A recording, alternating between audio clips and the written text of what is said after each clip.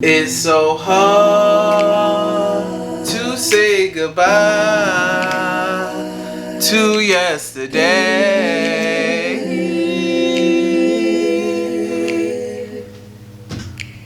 Wizards fans, we can wrap it up. We can say goodbye. Wizards are done. What's going on, guys?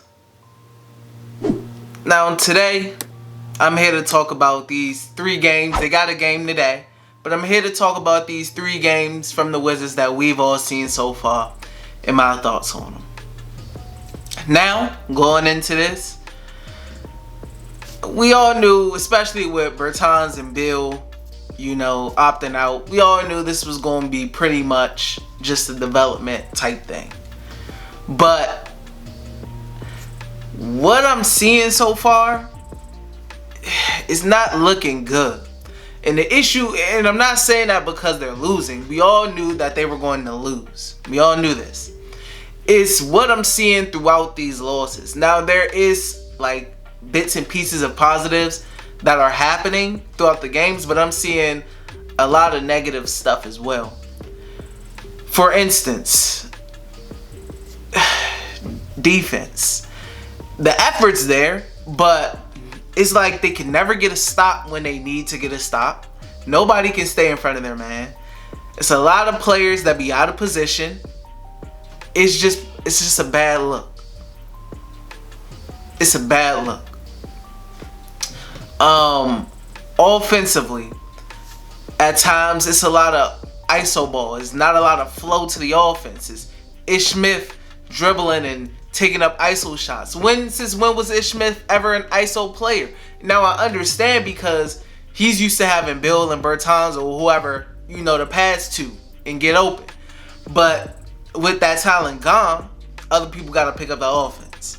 And I feel like is looking to be more of a scorer than a facilitator, which hurts the offense. Now Shabazz Napier, we all know he was more of a scoring guard coming in. It's just the flow on offense. It doesn't really look good. Now, there's been some nice games from Thomas Bryant as of late. But like I said, defensively, it pretty much almost cancels the offense out. In my opinion, the defense has just been as bad as the offense has been good for Bryant. And then you got Troy Brown Jr., whose coach is just now figuring out that he may be best as the point guard. When Wizards fans have been saying that for who knows how long. And he's saying he may start him a game, hopefully against the Sixers, but he should be starting the rest of the way. And this is my thing with Troy Brown Jr. This is how I feel. We all know that he's best fit and he's played the best with the ball in his hands as the point guard. So when the team is healthy next season, if Troy Brown can't be the backup point guard and he's back to relegated to sitting in the corner and just cutting, making him less effective and not putting him in the best spot, how can you not trade him somewhere so where he can be properly used and you can bring in somebody who fits the team more? Because Troy Brown Jr. is a point guard. He has to have the ball in his hands. He's looked really good as the point guard in the bubble. But if Brooks won't put him in that position or feel like he can't fit him into that position, I feel like you got to get something for him. Simple as that. I like the kid. I think he has a lot of potential. But that potential will only be realized if he is put in the correct spots, which I don't know if that's going to happen next season. Next we have Rui Hachimura. He's been struggling as of late. A lot of forced shots, a lot of pressing, a lot of rookie struggles. My issue with Rui Hachimura is he'll catch the ball at the 3 and he won't shoot it. And he'll drive into a crowded paint. He has to start taking these 3-point shots if he wants that middle, that drive, that lane to become more available. Dudes aren't going to play his 3-point shot because they know he's not going. That's not his first option. They know that's not what he's looking to do. He has to become more comfortable during the offseason with catching and shooting threes, even if somebody is near his vicinity. He can't keep pump faking and driving to the lane. It's on the scouting report. Everybody knows that's what you like to do, so it becomes harder, especially in the bubble when you don't have any stars to really take the attention away from you. It makes it harder. You're looked at as one of the main scoring options on the team, so that's another reason why it's become harder for him. I'm sorry. But my thing is, I really think this is going to be a key development in his game. Orlando's going to be a key moment for his development for the future, I believe. He gets to have this film. He gets to learn what he's doing wrong and what he has to do. So in totality, I think it's good for him that this is happening and that these struggles are happening. But, I mean, man, it's been rough. And I've come to the thought of how the Wizards going to compete if any of these young guys outside of Hachimura or Troy Brown Jr. and maybe Jerome Robinson, how are they going to compete if any of these other young guys are getting serious minutes on this team? Because they wouldn't be getting serious minutes on a contender team, and the Wizards want to compete next year. I just don't know. What I've seen, the Wizards have young guys, but it's a difference, and I said this on Twitter. If you don't follow me on Twitter, follow me on Twitter at DTalksALot.